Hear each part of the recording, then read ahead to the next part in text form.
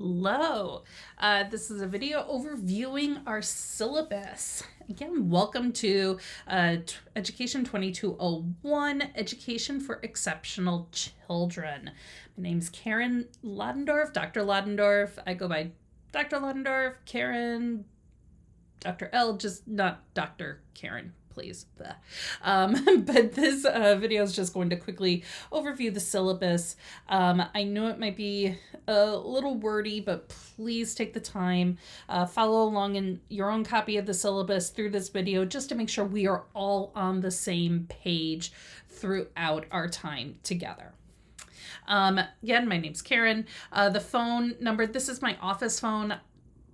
Iffy if I'm on it.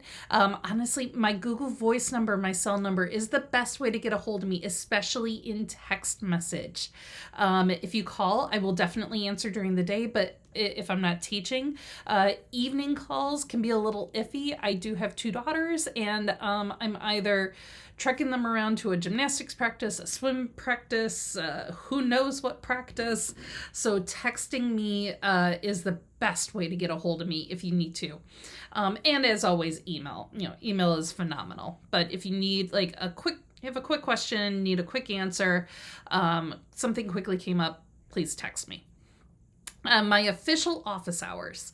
Mondays 1 to 3 are virtual. Wednesdays I'm on campus all day. So if you are on campus and you just had to take this course as a virtual, you can definitely stop by. But please know, I see these are official.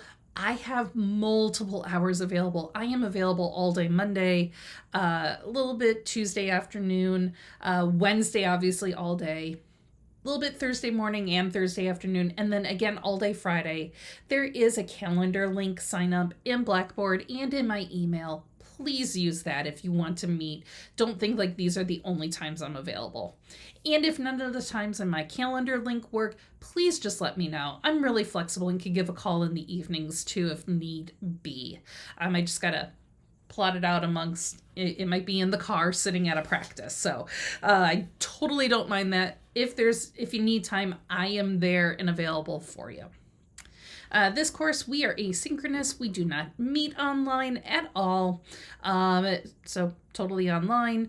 There is a Remind app. I will be sending out some text messages just as we go throughout the course, just as reminders. So please sign up for Remind. That way I can get a hold of you if need be very quickly.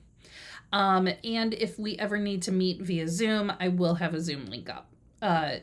I will send that directly to you. All coursework for this class is due by Friday, May 23rd. Just note that, Friday, May 23rd. Our description, we will be introduced to children with exceptionalities, including the historical, legal, and philosophical foundations of special education. And we're going to focus mainly on IDEA law, Individuals with Disabilities Education Act. The focus in our course will be on children with disabilities and children at risk. You do have a 20-hour clinical experience required for this. You must, and I'm going to repeat this, you must complete the 20 hours in order to pass the course. You can have an A going in the course, but without that clinical experience, you will have an automatic failure. Please see the learning module on the clinical experience. Please watch all my videos on that and get your preferences signed up ASAP. Digital text, course textbook. Don't buy the textbook. Don't do it. There may or may not be a link somewhere in Blackboard to the textbook. Don't buy it. Don't buy it. If you have, return it. I do also put all of my notes up on Blackboard. If you are a paper person, even with a digital course, you are welcome to print out note guides for all of the lectures. Like I said, everything's going to be in Blackboard. Transcripts are available up in Edpuzzle, and also hand copy note-taking sheets if you would like. Our objectives really do align very well with our course description. We're going to look at teaching and student learning, being influenced by development, experiences, talents, prior knowledge, economic circumstances, and diversity, specifically our students with special education needs.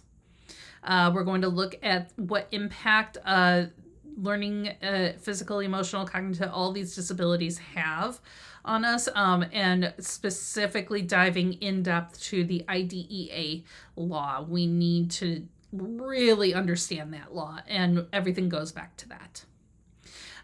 We are going to look at your own biases and reflect on that. We're going to be working within a learning community, adjusting plans as well as student goals. You'll have some case studies and be, adjusting student learning goals and student outcome goals based on data provided to you. Talk about what it is to plan and co-plan and co-teach, and look at a classroom environment and determine, what are the needs of individual students. Talking about how we work with the families of students with disabilities.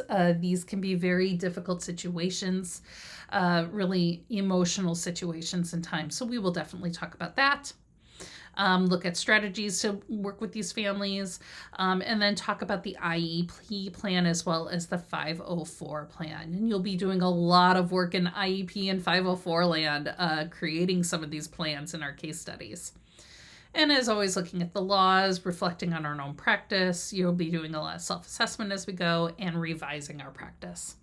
And those aligned right with our topics as well.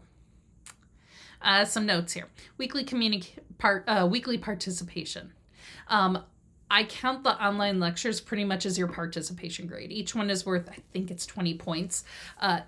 Please, if you do anything else in this course, watch the lectures, interact with them.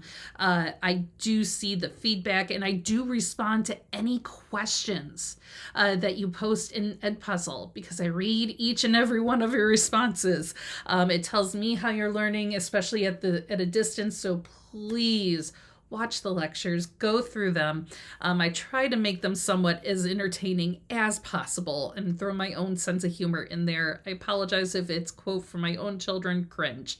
But please watch the lectures, interact with them on Edpuzzle, and any questions you have, please post them, because I promise I will respond to them. Communication. Please use your COD email.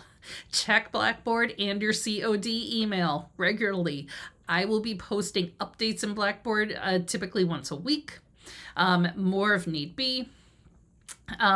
Also, there is a Remind link. Please sign up for Remind in Blackboard. That way you could get text message notifications from me as well. It's another great way to be like, hey, whoa, Karen just sent like a big change, check Blackboard. You'll get that text message. And again, email, please use your COD email account. Use that to communicate with me. Use that to communicate with schools and teachers for your clinical experience. This is the best way to ensure that you get all the correct information. Standard of conduct. Please behave yourself. Don't worry about phones being silenced. I won't know if your phone is on or not. Religious observance, if there's anything coming up and you need just additional flexibility or timing, please just let me know. Reach out to me if there's anything coming up for your own religious practices, which really kind of falls into my due dates and resubmissions. Here's the deal. I put due dates in Blackboard because I think that really helps us with organizing, staying on task, getting a long-term plan. That said, I take all work all the way up through May 23rd for full credit. Even if you're like, Blackboard says that was due in in February, but I didn't get that done. Oh well, turn it in May. I will still take it for full credit. You don't even need to let me know you're turning it in later, that you need more time on it. Everybody has these rolling due dates.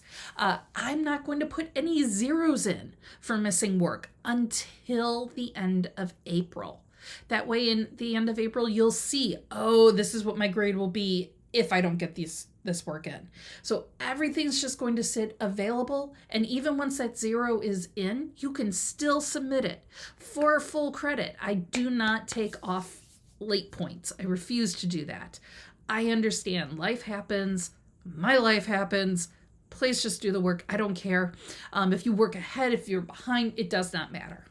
The only thing that I do ask is if you turn something in and you did not get a grade that you wanted and you want to resubmit it, there is a Google form for you to resubmit.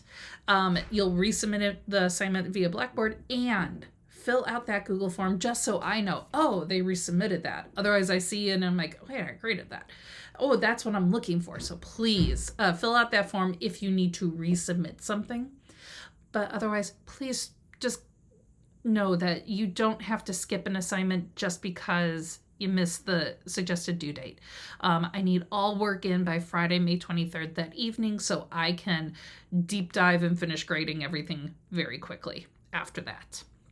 I'm usually one of the last faculty members to turn their grades in just because I give my students that flexibility. So please get your work in by Friday, May 23rd, but know that I will take anything and everything up to the bitter end for full credit.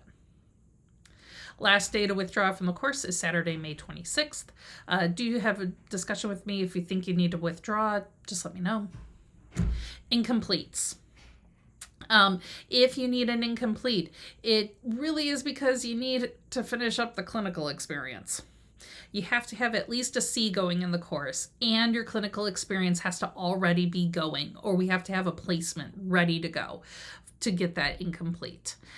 Please let me know if you don't think you're going to get your clinical experience done by Friday the 23rd, because I will need to get that incomplete paperwork going.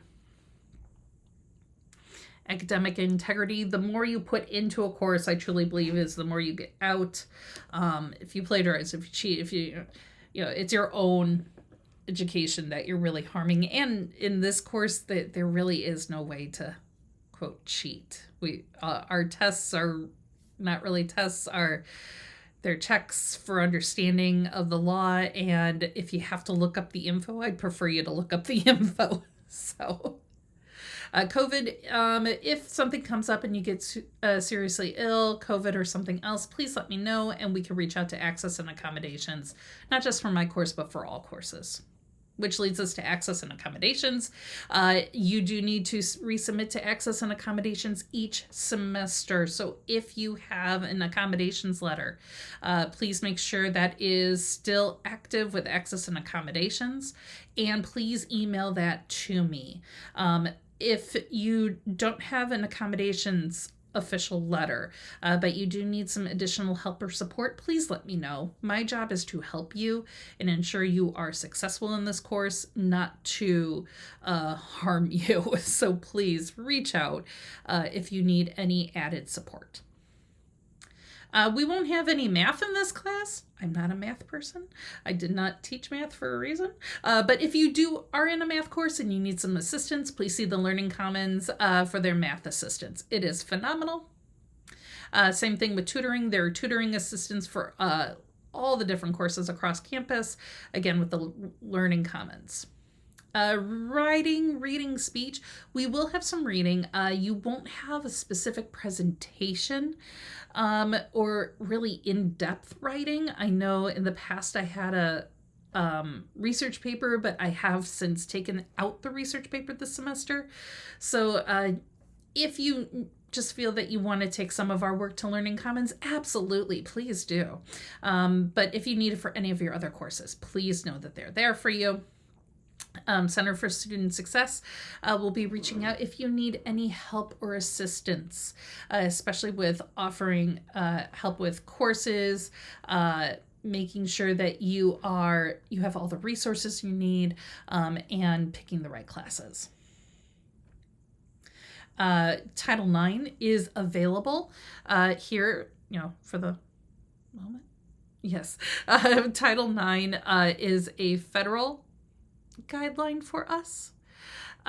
We for the moment, we are Title IX asks that we report any sexual harassment, misconduct, violence, etc.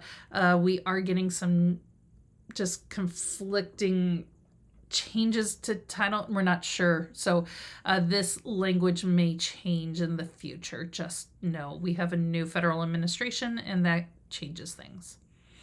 Students' rights and responsibilities. Please know your responsibilities following the code of conduct, academic conduct, non-academic complaint process. Please note all of that there. I do have resources here available as well. Immigrant family resources, intercultural initiatives, counseling services, emergency funding, fuel pantry, and homeless and at risk. So please reach out to any of these if you need support. Absolutely. AI. I'm not afraid of artificial intelligence. I actually love it. I think it's a very powerful tool and it's obviously not going away. That said, I think there are ways that we should and should not use it. You are welcome to use AI throughout my course for things like creating a lesson plan, because you're good at a lesson plan, and then edit it, change it up, brainstorm ideas with it. If you're looking for a goal, ask AI to help you develop a goal and then edit it from there. Please don't just, hey, AI, ChatGPT, write this goal, copy, paste over. You really want to make it work for you. So any ideas you get from AI, make them your own. Edit, revise, change it up, tweak it, make it yours. So don't just copy, paste it, but truly use it for creation and for brainstorming and new ideas. I love it and I use it, and I will tell you throughout the course as I've used it. Written work. Majority of our work is either on formative or is going to be a specific template for you to use. So please just make sure everything is well written, punctuation as well, spelling as well. But please know I'm not a stickler. I make mistakes. You're going to see my own typos throughout the course. So I say, practice what I'm attempting to practice and just double check your work. Otherwise, grading and assignments, we're going to have the clinical experience. You'll have some discussion posts that are going to be done through Padlet, case studies, and then I'll have a whole thing on the final project. And then as I scroll down here, again, these are suggested due dates. You are welcome to work ahead, and let's say you work behind, that's perfectly fine too. I just want to make sure you have some kind of an organization system. So I have blocked these by what I think would work best to stay ahead and stay on track. So you'll see for each week the learning modules, the reading chapters, which again is online. Don't buy the book. It's online. And the majority of the info in the chapters also in the lectures. So it's not a big deal. And then you will just scroll through. You'll see the week and the due dates. And a final note on due dates and grading. I will always grade everything from the previous week the next Monday. So let's say you turn something in on Thursday. I'm going to grade it on Monday because Monday will be my grading day. So let's say you missed, let's say the ed puzzle bias, you didn't do it that week, but you did it this week and you turn it in Wednesday. I still won't get to it until that Monday. That Monday is going to be my online class grading day. If that changes, I will absolutely let you know if I need to move my grading day around, but I tend to try to clump my grading into one day. It's a little easier for me, and then you know when to expect me to update grades. So as always, please reach out with any questions, any needs. If you're overwhelmed, if you're having heart palpitations, reach out. Let me know. Do not suffer in silence behind the screen. That's what I'm here for. I'm here to help and support you throughout this course. I'm looking forward to a really, really great semester. I'm very excited, and I hope you come away from this class truly understanding IDEA law, special education, and truly just meeting all the needs of our students. I'm excited to work with everybody this semester, and I hope you have a great time.